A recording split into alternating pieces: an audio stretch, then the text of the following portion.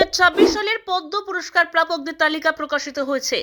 চলতি বছর দেশের বিভিন্ন প্রান্ত থেকে মোট 131 জন বিশিষ্ট ব্যক্তিত্ব পদ্ম সম্মানে ভূষিত হচ্ছেন। এর মধ্যে পশ্চিমবঙ্গ থেকে স্থান পেয়েছেন 11 জন।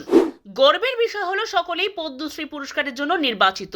এই তালিকায় রয়েছেন বাংলা চলচ্চিত্র জগতের এক উজ্জ্বল নাম প্রসেনজিৎ চট্টোপাধ্যায়।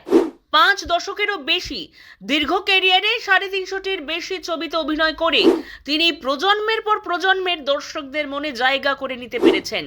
বড় পর্দা হোক বা টেলিভিশন, বাংলা বিনোদন জগৎ তার অবদান ছাড়া অসম্পূর্ণ। শিক্ষা ও সাহিত্য ক্ষেত্রে পদ্মশ্রী পাচ্ছেন মালদহের অশোক কুমার হালদার। রেলের গার্ড হিসাবে কর্মজীবন শুরু করেও তিনি নিজেকে প্রতিষ্ঠিত করেছেন একজন বিশিষ্ট দলিত লেখক হিসেবে। তার লেখালেখি সমাজের প্রান্তিক মানুষের কণ্ঠস্বর হয়ে উঠেছে।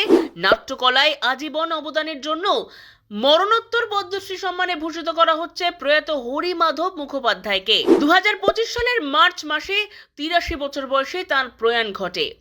হস্তশিল্পের জগতে বড় স্বীকৃতি পেলেন পূর্ব বর্ধমানের জামদানি তাঁতি জ্যোতিষ দেবনাথ।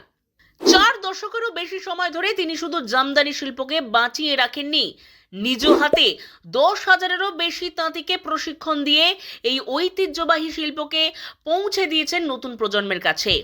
সঙ্গীত ক্ষেত্রে পদ্মশ্রী পাচ্ছেন বিশিষ্ট তবলাবাদক কুমার বসু। বেনারস ঘরানার এই শিল্পী এর আগেও সঙ্গীত নাটক একাডেমি পুরস্কার সহ বিভিন্ন সম্মানে ভূষিত হয়েছেন। কাঁথা সূচি শিল্পকে বিশ্ব দরবারে পৌঁছে দেওয়ার জন্য পদ্মশ্রী সম্মান পেলেন বীরভূমের তৃপ্তি মুখোপাধ্যায়। তার প্রশিক্ষণ ও সামাজিক উদ্যোগে 20,000-এরও বেশি মহিলা হয়েছেন স্বনির্ভর। এই সম্মানকে তিনি উৎসর্গ করছেন তার বাবা মায়ের উদ্দেশ্যে।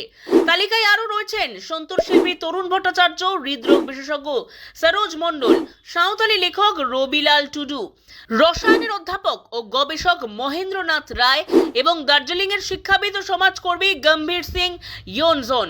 শিল্প, সাহিত্য, শিক্ষা, চিকিৎসা ও সমাজসেবায় যারা নিজেদের জীবন উৎসর্গ করেছেন মানুষের জন্য, এই পদ্মশ্রী সম্মান তাদের দীর্ঘদিনের সাধনারই স্বীকৃতি।